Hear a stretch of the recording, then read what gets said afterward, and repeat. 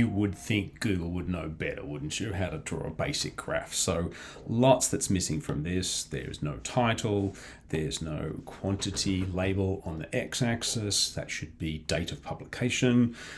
There's no quantity on the y-axis, and the units, which is percentage, is over there. It really should be part of, that title. We always put the brackets, we always put the units in brackets. Probably no units for date of publication, that's pretty obvious. So any of those two. Moving along, what is the usefulness of this for the stated aim? Well, they want to know about the growing awareness of Indigenous knowledge about plants. Okay, well, first of all, it's a really good database for that.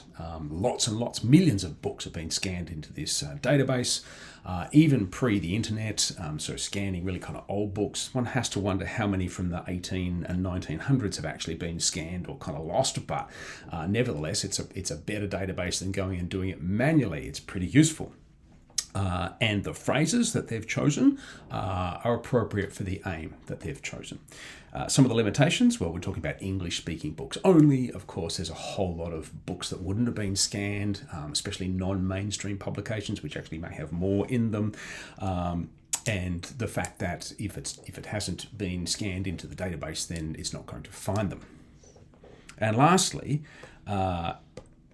expressing it as a percentage of all books. Well, that's actually a really good thing because it controls for the fact that each year there'd be more books being published. And if it was just the absolute number of mentions, then you're not controlling for that other confounding factor of the increasing number of publications. So by having it as a percentage of all books being published, it does help to control, and therefore controlling your control variables increases the validity of your experiment.